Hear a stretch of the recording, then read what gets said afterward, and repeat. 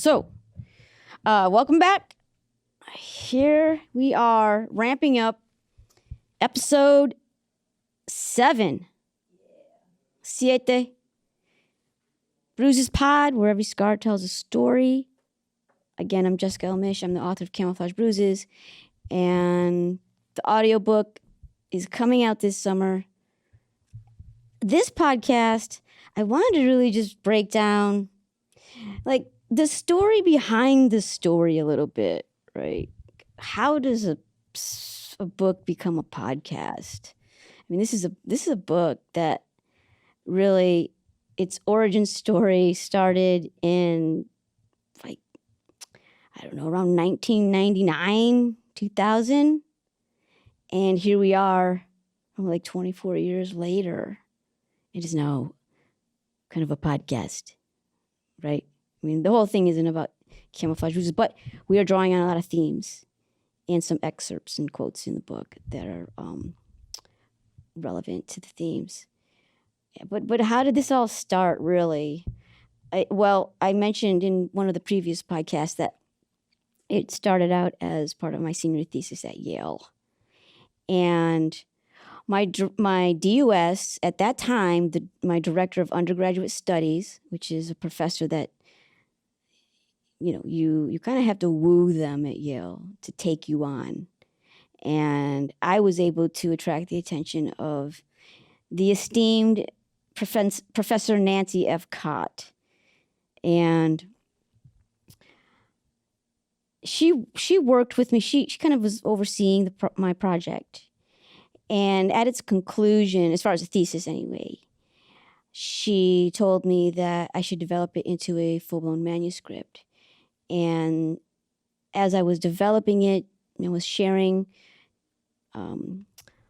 pieces of it with her. And then she sent me an email saying that she knew of a best-selling New York literary agent. Yale's in Connecticut, right? Not too far from New York. But she said, yeah, and it actually turned out, I think it was like her agent for some of her work. And so she got in touch with him on my behalf. We all wish we could be so lucky, right? She got in touch with him and shared a little bit of the work that I had done. And he actually was very interested and wanted to meet with me. So he made the trip up from New York to Connecticut to have lunch with me, to talk about the book, the manuscript, really, and the possibilities of working together. So I was really excited. Like, what student wouldn't be, right? Best-selling New York literary agent wants to meet with you and you haven't even graduated yet, right? So I was thrilled. I was absolutely thrilled. And so we met. He right out of the gate was telling me how much he enjoyed my writing and where did I learn to write like that. It was full of all sorts of compliments and praise. I said, yeah, I know. I mean, I've been writing since I was a kid. I don't know. I haven't taken any solid writing classes. I've just been writing, like anyone who enjoys a hobby, poetry, journaling, short stories. And of course, as a college student, as a university student, we have to do a lot of writing. So it's just, I don't know, I told him you're probably just interpreting my style of writing. And he's like, yeah, I think we can really work with it. He brought a contract with him. He laid it on the table. Remember Todd Schuster? It was Todd Schuster. I still have the contract, actually. Filed away in my archives. I still have the contract. And so he proposed to be my agent, right? Who was I to say no? During those times, there were like every budding writer had hopes and dreams of getting a 6-figure advance. The manuscript wasn't even complete, and he wanted to sign me on. So sure enough, I signed right there. I didn't have to think about it. I just signed right there. Yeah, absolutely. Let's do this. And so he said, yeah, we're just gonna make like a painting. We're just gonna do little dabs, little extra here, little dabs, just to make it, enhance. And I'm like, okay. I didn't think much of that. I just thought, well, he probably knows best. He represents best-selling authors and has had publishers, take them on. So I'm like, yeah, sure. I'm up for, like direction. Okay. And so I thought everything was, it was like a really auspicious moment. And of course I told Professor Nancy Cott that, he signed me on as a client. She was really excited too. She was really a believer in the story. And so Todd Schuster and I started to go back and forth about the material that I had laid out. And he had some very specific requests. At first, I was amenable to it. Like, oh, then he was right. The little dabs here, let's, I'm like, okay. So, do a little bit of correcting here. However, when he started to take out the butcher's knife and hack away large segments of the story, I balked, because I felt like we were going in a direction that didn't represent the authenticity of the story. And because it was a true story, a personal story, and not a fictional account, I had concerns, because I wanted to be true to my work. I was not framing this as a fictional account. So, one of the things that he wanted, Todd Schuster, if you're listening, you do remember, it's okay. He wanted me to cut out the entire first chapter. And his comment was, well, and again, I've said this many times before, I don't want to give away the entire story, but he said, do we really want to make this about child abuse? I'm like, I never thought of it that way. Because I never intended on making a child abuse story. Do you understand? I was putting down an authentic journey. And any human being that has an authentic journey on planet Earth, there are multiple experiences. We aren't just packaged into commercial products. So if I'm going to write a true story, or as true as possible, things don't fit nicely into the hero's journey that Hollywood has laid out for, this cookie cutter stamp that goes on all stories. Like, oh, this works, so we're going to keep making stories like this. We're going to keep making batches of gingerbread cookies just like this. And I felt like that's what he was trying to do. Even some creative discretions that I had, like, for instance, my mother had married multiple times. And one of the characters in the book, I won't necessarily call him my father, but one of her husbands. I want to protect the true identity of all characters. And so everyone has a fictitious name. But with this character in particular, I named him in sequence. I named him number 4. I didn't give him an actual name. I referred him in the story as number 4, because that's her 4th husband. And Todd Schuster didn't like that. He's like, well, what about, let's give him a name. I'm like, no, you don't understand. He doesn't deserve one. He doesn't deserve one. And I want the readers to realize this, that me as a writer, as the protagonist that lived this, like, I want them to read between the lines, no pun intended, like, this character doesn't even deserve a name. And that was, that's creative discretion on my part. But he's like, well, it's a little unconventional. Characters should have had a name. So we started to kind of like, have this sort of this tussle. And more of those bubbled up to the point where I'm like, you know what? I'm feeling like we're not a match. And it was so disappointing because here I am. I'm this young person. I'm this ambitious writer. This is my first attempt at being published with, mainstream literary industry, publishing industry. And I've got a contract with this New York best-selling literary agent that he's got a client list of accomplished and shiny authors. And I was on that list yet to be published with him. And I really didn't want to remove myself from that list. I felt like I would be truncating my budding career. You follow me? Yes. These are the crossroads in life that we face, in particular when we are young. This is why I think one of the things that brings value and depth to my podcast is that I'm not afraid to show the missteps that I've made through my journey. And I hope that folks that are younger than me, but even, again, I've said this before, but even folks my age and older, they still, I see they still are on a growth journey in some big fat ways, actually.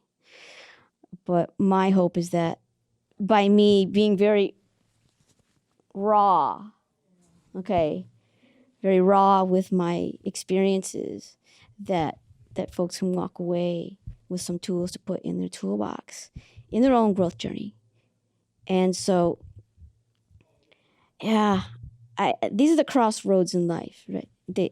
That if you feel like, and this can even be like synonymous with your own identity, your authentic self, your centered authentic self, sticking to the integrity of your true self, your inner voice. This book, I wanted, even though it's sort of like, outside of me, I put it into this physical, tactile, piece of work that it came from within, but now it's without. And I wanted it to stay true to its journey. It has a journey. Like I gave birth to a child, right? It's like, that's my kid. And now you're trying to like change it into something that it's not meant to be, that's not true. Why? So that you can better your chances at making more money. Okay? I know it's also important in our, particularly with young folks. Like this is like, you want to get the big house, the shiny car. You want to be, the fancy things in life, the tactile things. I just want to say, I'll state the obvious. You can't take these things with you when you die. Okay? Your soul does not have a bank account. Okay? Your soul will not be riding in a Lamborghini. We don't exactly know what fun is on the other side. But I'm positive it's not going to be a Lamborghini. And it's okay to have fun in one, not, if you've got the means and, I'm all about nice things. I like nice things. Okay. But I am not going to compromise my integrity to get those things. Okay. Right. That's powerful. I have a question for you, actually. So, in talking about, this whole, and I think that that's something that the younger gen definitely like, whether or not they're aware, it's just what's happening with producing these very polished, whether it's content, image. Talking about social media? Yeah, social media, but even social media is now almost like the way that people identify themselves. They find themselves through the image that they're trying to curate through an approval for others. And so approval for others. Exactly, right. And so when talking about that, it's interesting because I think that everyone at a young age kind of goes through a similar journey of, there comes a point where you're like, okay, this is what's deemed successful. let me strive towards that. Mm-hmm. But then there does come a point where eventually you have to realize, wait, I'm an individual. You know, there's multitudes within that, right? Within the self. Right. There's a lot of dimensions. And to reduce that for the sake of this idea of success, is it worth it? And I think that to reduce that, I love the way you word that. Thank you. And, you know, because that's what I'm hearing, whether it's, you know, going seeing number 4 as a stylistic route versus the depth that it was and that it is and the intentionality behind it and the way that you're honoring the story and yourself. And for that to just be like, well, you know, it's not really like something that we see. Right. And so that's reduction at its finest, right? When there's so many layers to it. So I guess my question to you now, being that you've been able to take on this podcast after having been able to have the book out for years, and kind of, I'm sure your relationship with your story changes now that it's out in the world, right? But what do you deem as success? What is your own definition of success, and how do you feel like that has aligned with your trajectory and your relationship with putting this book out there and now this podcast? Like, for sure. Yeah. That's you know, it's a great question. I absolutely have an answer for that because I know myself. I'm almost positive that there are listeners and viewers out there that they see this book on the table, okay? They hear me referencing it. And at the beginning of the podcast, I say that I'm Jessica Elmish. I am the author of Camouflage. I got plugins. Yeah. And they're like, oh, she's trying to sell her book. Well, duh. Oh, she's self-interested. She's trying to make money. Okay. Look, if my sole purpose was to make money off of this book, did you not just hear what I said about Todd Schuster? I broke ranks back then, okay, with that, you know, commercial financial machine that wanted to reduce this story into something that matched what was commercially successful before. And I put the brakes on that, okay? And yeah, you probably could guess I put the brakes on probably a big fat advance and a deal with a large publisher. And I put the brakes on, and I knew it. I knew what I was doing. I'm like, you know what, Jessica? You just shot yourself in the fucking foot. You know that? But I wanted to, okay? Because this is my personality style. Really, as far back as I can remember, I've been like this since I was 8 years old. It's been a problem for the adults, because I just would not like compromise myself, which is why I had such a antagonistic relationship with number 4. At one point, and I mentioned it before, but at one point he said to me, "You're not a normal girl." Okay, you can unpack that many ways. We know what that means. I will refuse to be reduced. I refused. Even if it meant I was going to get hit, my hair pulled out, like thrown across the room. There was something deep inside of me as a little girl that refused to be reduced.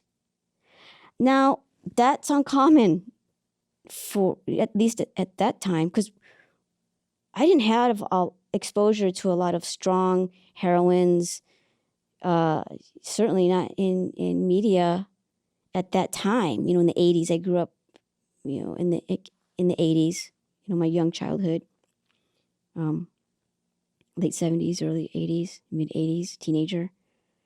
And there weren't a lot of examples of strong women. I believe that for me, where I kind of absorbed that personality type, I think some of it was really kind of nature but there was some nurture to it. And that came from my other dad, which he was a Michigan State Trooper. There were two. My mother remarried another Michigan State Trooper who I call number 4. But the previous one, unfortunately, he was shot and killed in the line of duty when I was 7. And, there's a highway. We were able to get a highway named after him to memorialize him, U.S. Highway 127. But the lessons that he taught me, he basically taught me to be strong. He not only that, but he had ethics and he had values and he had standards. I mean, you could say what you want, but you don't like the police, defund the police, whatever. I'm talking about a human being that instilled nothing but strong, powerful, good values in me. And all of it stuck.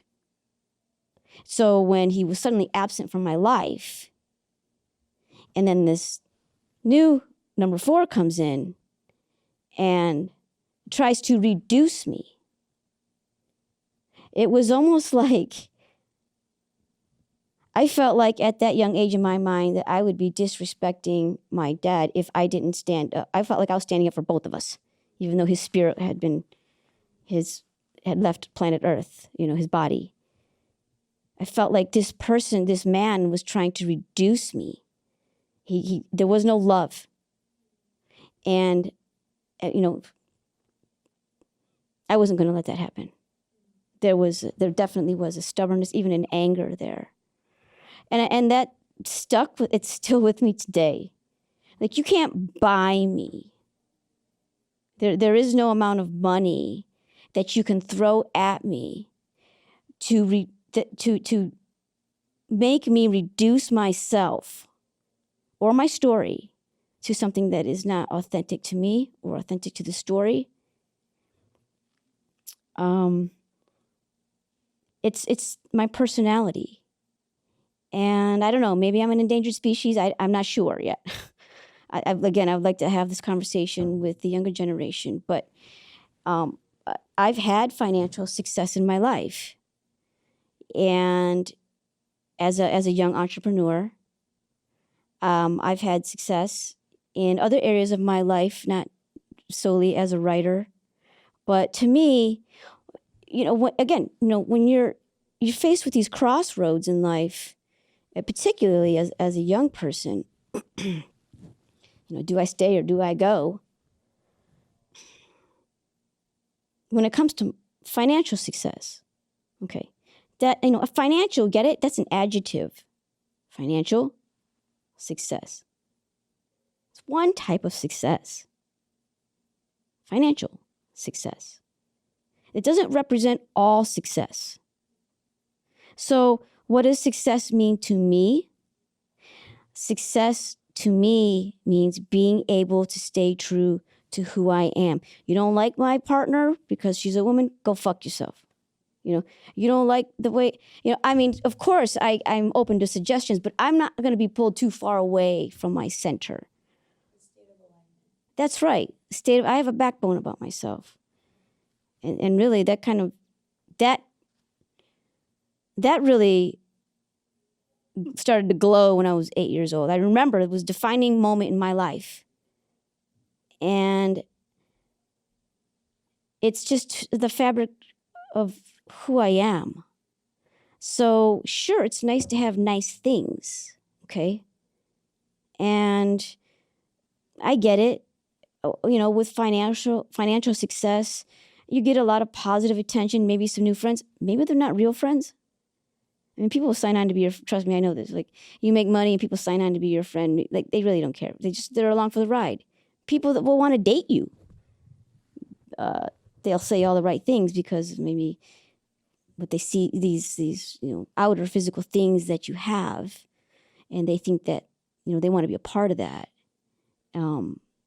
But very quickly, people realize if I let them into my inner circle, that these physical things, they do not define me. I am no way held hostage by these physical things, because I know that those physical things, that all came from within here, and I can those things go away. I just get them back. I also have another question.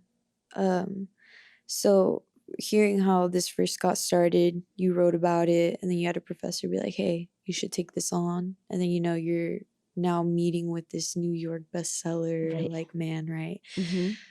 So, because of it wasn't your intention when you first even started writing about this for it to be a story, right? No, but then, it was a thesis. Right. But then being what happened, right, you're now introduced to this opportunity, right? Regardless of how it came or who it was tied to, you were like, wait, I can make this into a book, right? So she encouraged me to, my professor. Right. So having been met with that crossroad of like, okay, well, if I am putting this out there, like, and I want it to come across in a way that aligns with who I am. After that, I'm sure your relationship with the idea of releasing this book changed completely. Like, it's almost like maybe that set some type of solid foundation with, wait, if my story is going to be out there, I want it to be like this for this reason. Yep. So as, people on the other end of that who are reading this book, knowing that there's intentionality with the way it's even been put out there, and now people who are taking in this podcast, what is the takeaway that you want? Because it's not just about sharing your story, but what is the intention with having others know about it? What is something that you want them to reflect on or sit with, or maybe have become a part of their own story? You mean like the actual story? Yeah. Absolutely. It goes back to the identity journey, and again, the book, it's not necessarily new. When Jeff Bezos, thank you, Jeff, when he decided, Amazon was originally an ebook company. That's all he did was ebooks. He put books out there online. That was it. It was for writers. And I was one of those first books, in terms of like Camouflage Bruises, to be on that platform. And it was like, oh, we can independently publish. So, because the thing is, I really think the story was ahead of its time in a sense that the publishing industry and the literary, they were kind of like hand in hand with the question was, where are we going to shelf this story? Is this a military history book? What is this? We haven't seen anything like this. We don't know where to put it. And because they kept trying to shelf it, like to reduce it, I kept backing out. And then when Jeff Bezos came out with his platform, Amazon for ebooks, I'm like, you know what? I'm just going to put it out there on the platform. Whatever. I want the story to be available for others.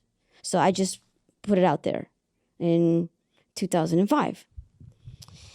And, I haven't really been on, I've never been on a major campaign to market the book. I just wanted it to be out there. And at that time, ebooks, we weren't really even sure, or not necessarily ebooks, but like independent publishing, so you can order a paperback, that kind of thing. And Jeff Bezos set up that platform. We weren't really sure how that was going to play out. Like, were people even interested in buying books online? Like, this was all new. So I just kind of like put it out there. And if anybody cares to look on Amazon as of today, you will see that there are very few reviews, because I haven't really done much with it in terms of any kind of marketing or anything. But then technology evolved, and now we have all these ways of sharing and reaching audiences. I'm like, now's my moment. I can reach more people this way, in a way that can help.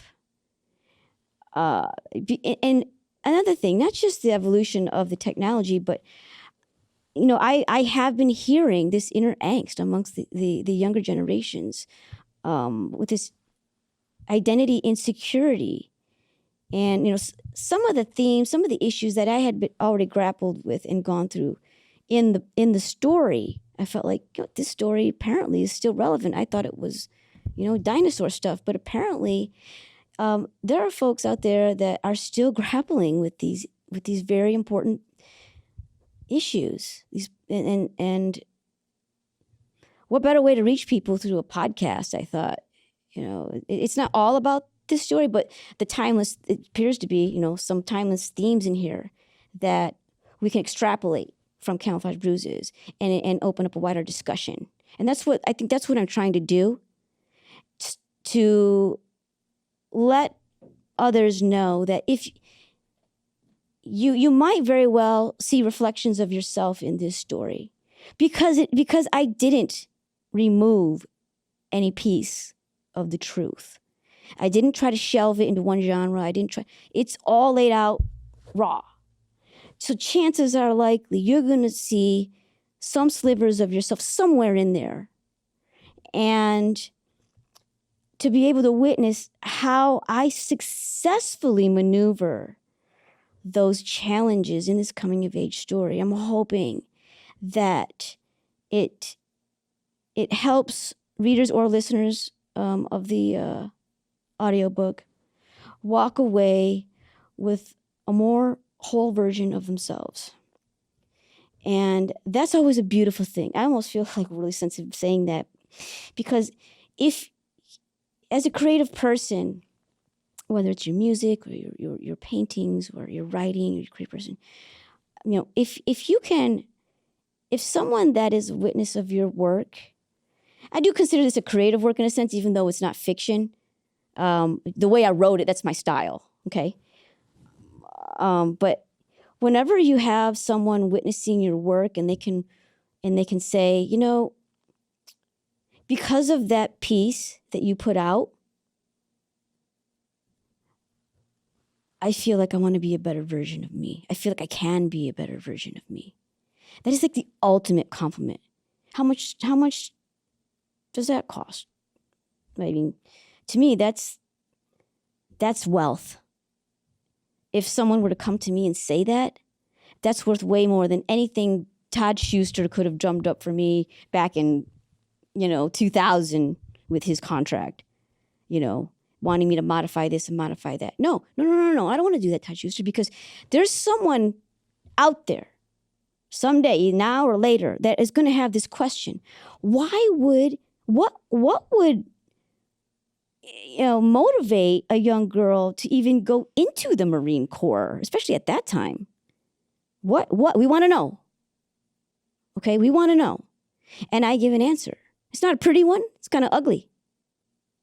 But it's possible that someone can relate to that. Not everyone who's had a messy childhood or traumatic goes into the military, no. But what they can take away from that is I continued to persevere.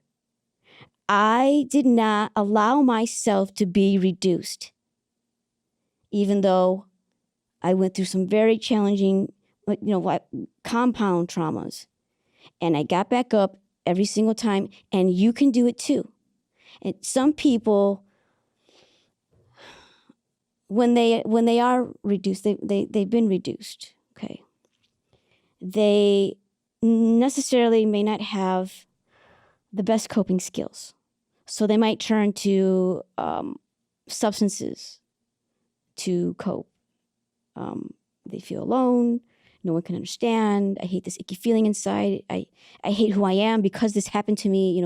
All of this. It's not abnormal to have those thoughts. But what I want people to take away from certainly the story here, but also the podcast, is that yes, you went through some trauma, maybe layers of traumas, and we now know that it's possible that it's part of the human experience. You are not alone, and you have no reason to be ashamed, because the trauma happened to you. Okay, you didn't sign on for this. You have nothing to be. I realize that there may be those feelings instead, like, what did I do wrong? If I had only done this, like I had it coming. We got these negative messages like take over, and so we start to nurture these really horrible ideas about ourselves, and then we carry it through life. And through our growth, and I'm what I'm saying is, if I can get to you, early intervention, if I can get to you as soon as possible, that's why I'm trying to reach the younger generations. Like, hey, if I can get your attention, you want me to rap like Kendrick Lamar? They not like, what can I do to get your attention, to get you into the conversation, or just witnessing the journey in Camouflage Bruises, or just listening to the podcast. You don't have to buy the book. You don't have to read it. Just listen to the podcast. Because I draw on many of the themes in the book. If I can get you as early as possible in your growth trajectory, then my mission has been accomplished. Because I can save you a whole gob of pain. I can probably get you some tools. I'm not a therapist, but I recommend that maybe if you need one, that you can get some professional support systems in place. And there's no shame in that either. Right? And if, conventional therapy isn't your thing, find out what is your thing. Get a shaman, do a sound bath, get some crystal healing going. Whatever resonates and works for you, address it. Address those traumas, or if you don't even want to identify it as a trauma, that bad experience, whatever you want to call it, that is festering inside, that keeps that negative recording going. That you see, someone will reduce you through their victimizing you, and then you start you continue it, even though that person's no longer in your life. That person, but you took it on, and now you are like you keep reducing yourself with these negative messages, like, oh, I'm not a good person, or I'm not attractive, or maybe I did something wrong, or I had it coming to me, or whatever negative recording that you keep spinning. You're doing it to yourself. I guess it's a matter of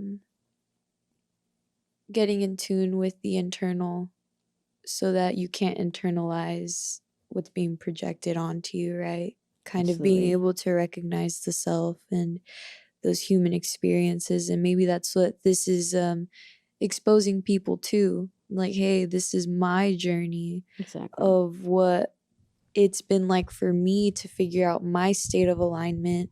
You might be able to pick up on these pieces, but it's a matter of, here's one way it can look like. Find your way of doing it, right? And I will say that's something that isn't really seen too much nowadays. Really? It's a lot. Yeah, I think so. I think that it takes a lot for people to be vulnerable with themselves and sit with themselves genuinely. And I think that's a huge thing that a lot of people kind of aren't used to seeing as something that is accessible, right? Because of how much consumption there is. But if you're like, hey, this is my story, these are my truths, this is unfiltered, you might see that, oh, I don't have to strive towards this polished thing, because that's not what life is actually like, right? You don't have to constantly strive for external validation. I mean, really, I would say that your primary objective should be internal validation. And I feel like, the social media on the one hand is a very powerful and positive thing, all these different platforms. Obviously, I'm utilizing it, and I hope for the forces of good. But I also think that there's room for caution there, because, there are like lists, and there's all of this, like, there are opportunities to get tunnel vision on this external validation. I didn't grow up with this. So that may, I don't know for sure, but that may have something to do with the fact that I'm very comfortable just being like very raw about my human experience in terms of like the journey in this particular story, in this particular book. Like, we didn't have like this when I was growing up. We didn't have opportunities to block people. Like everything had to be in person if you wanted to get any progress, any conflict resolution done in the interpersonal relationship department. And so you had to sit in introspection. You had to find value within. And now with this technology that has made social media like almost like this alternate universe where people are defining themselves according to how others are defining themselves. To a post, a single post, a video, like, yeah, it's... And they have filters now. I think you can actually like change your face. But yeah, I think there is the danger of there are tools available now that make it so easy to get away from authenticity, right? They make it so easy and so easy to sort of sidestep opportunities for introspection. Yeah. Whereas I grew up without those opportunities in terms of like social media and swipe lefting, and it's so easy. Like you make a decision, the human's gone. But my generation, we had to be in front of the person. We had to work it out with the person. Facial expressions, body language, tone of voice, all of this, being able to interpret all of that accurately, or even to say, I'm not understanding what your face means. Tell me, like just be very direct in your communication. That is a social skill. And if you aren't given opportunities or not engaging in those opportunities, or even creating opportunities where you can develop and hone those skills, and you are sort of like blocking, swiping left, you're obsessed with the like list, you're getting caught up in this alternate universe that could potentially pull you away from your authentic self. That is a danger. But again, here I am engaging, I'm in social media and podcasting. We're going to be on a bunch of platforms and stuff. So there's certainly advantages and social good that can come of using social media.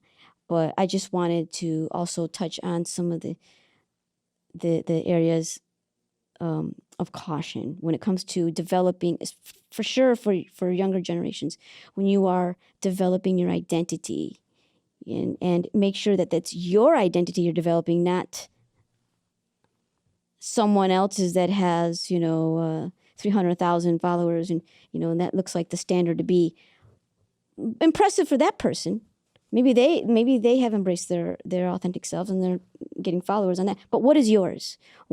So you only have a few followers. Does that mean that you should stop being your authentic self? Start changing and shattering your authentic so that you can look like? So that's kind of it goes back really to the crossroads that I was at with Todd Schuster, the agent.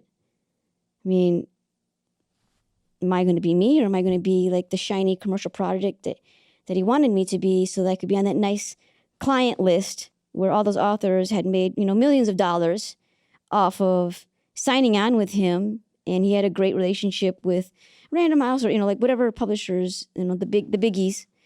Was I going to go that route, or was I going to go with, I'm probably not going to make a lot of money if I go this route and stick to my authentic self and the integrity of the story? But you know what? You can't take all that money with your soul when you pass on. Who are you? I think it's important to keep asking yourself that. Who am I?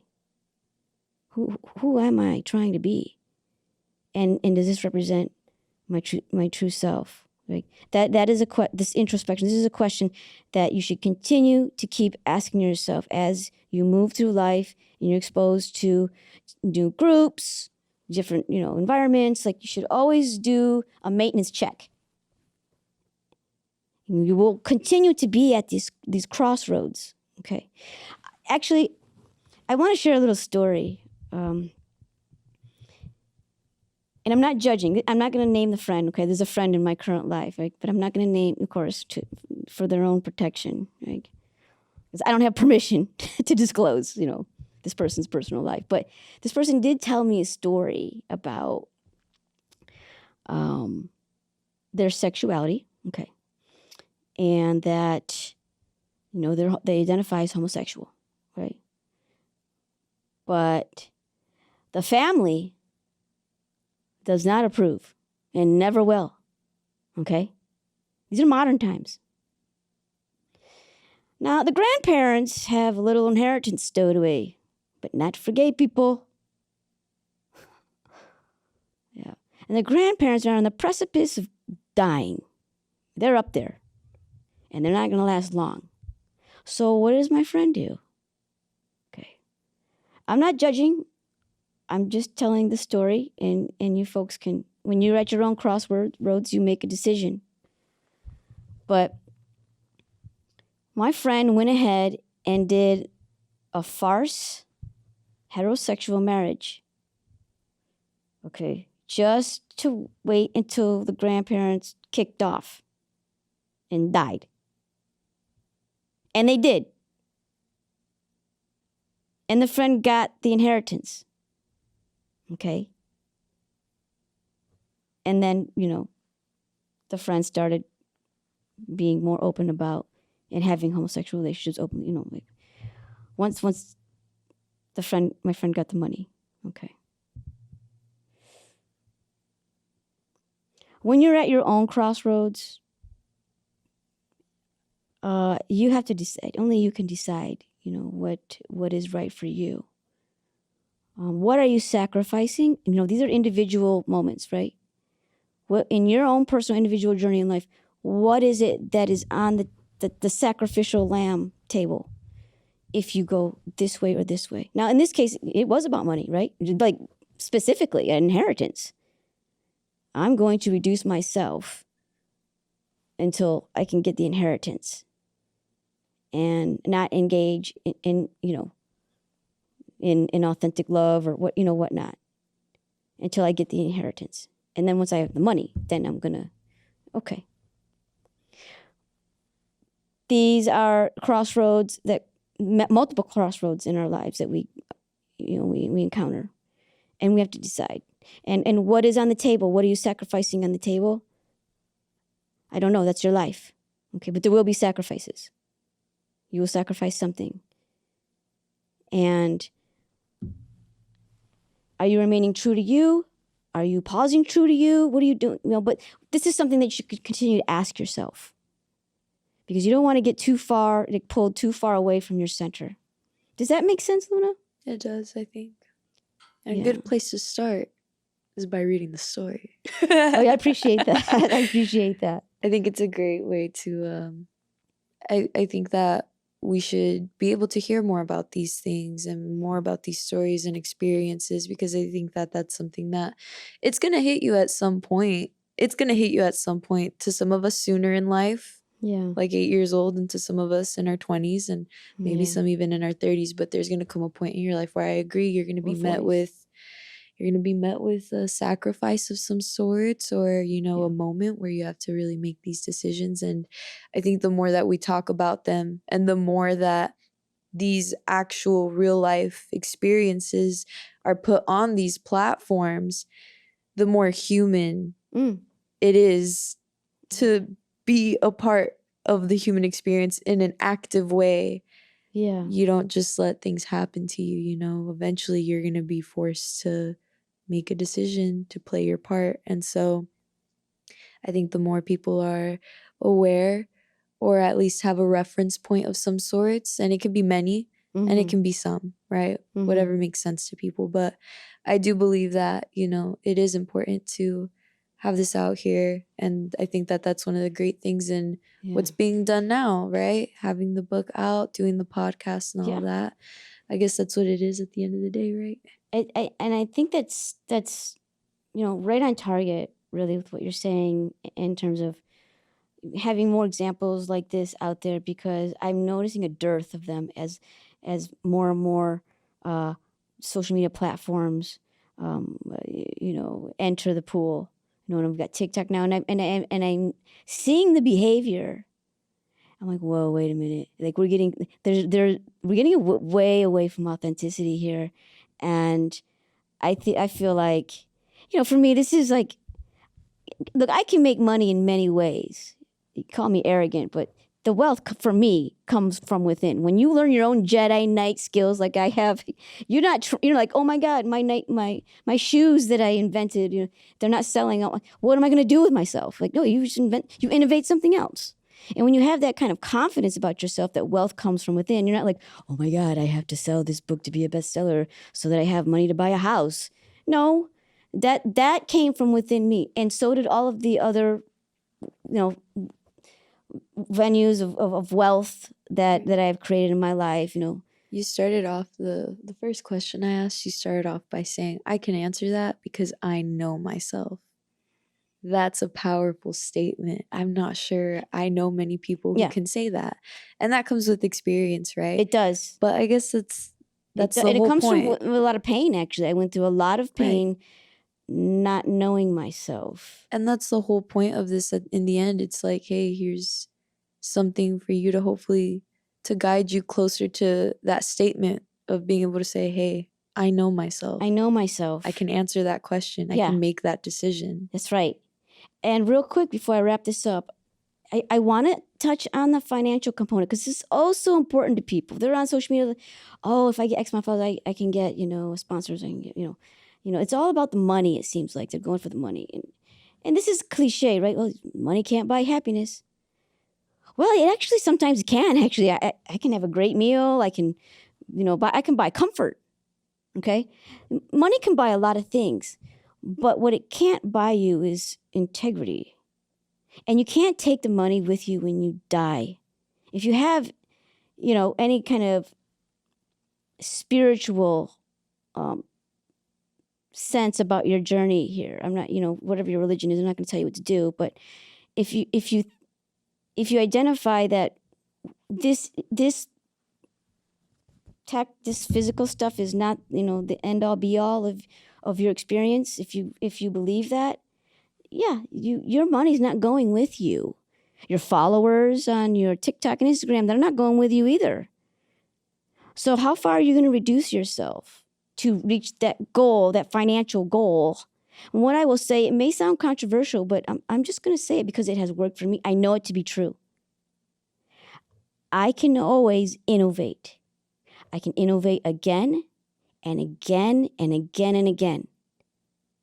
Some financial machine that I built, it ramps up, then it falls back down again. I just innovate again. And I believe that we all have that ability, but we focus on the fear of losing. Like, oh, I'm making so much money doing this thing, this job or this one business or this one invention. And when it fails, it's like, oh my God, what am I going to do? Well, you're going to innovate again, because all that came from within you, came from in here. So what do? You just innovate again. And that is, I believe, one of the most difficult concepts for people to grasp, that all the wealth is coming from you, your belief in yourself. That's like, I know myself. You know yourself. Then you're no longer, sweating in the sheets at night about, oh my gosh, am I going to lose all my followers or my sponsors? Oh my gosh, is that literary agent that New York bestselling, is it going to walk away from me? Oh my gosh. Like, what I will say is, you stop living in fear. Actually, fear, without plugging religion in too much, that's kind of a sin. Fear, doubt. What's the opposite of fear and doubt? Faith. Okay. Have faith. Have faith in yourself that everything is going to be okay. Does that sound naive? I mean, ultimately, we're all going to have some issues in life. This is the human journey. This is not all fun. But everything ultimately is going to be okay. And as long as you believe that and know it in yourself, that path unfolds. I'm just saying, this is my belief system. You can pick and choose what works for you. But this is how I've been able to come through the shit pipe and come out whole, standing on my own 2 feet. I know who I am, and I know where my value is, and I will not allow myself to be reduced. And on that note, thank you for coming back. We'll see you next time. Bruises Pod, where every scar tells a story. We'd like to hear some of your stories also, by the way. I am the author of Camouflage Bruises, Jessica L. Mish. I hope to see you next time. Take care.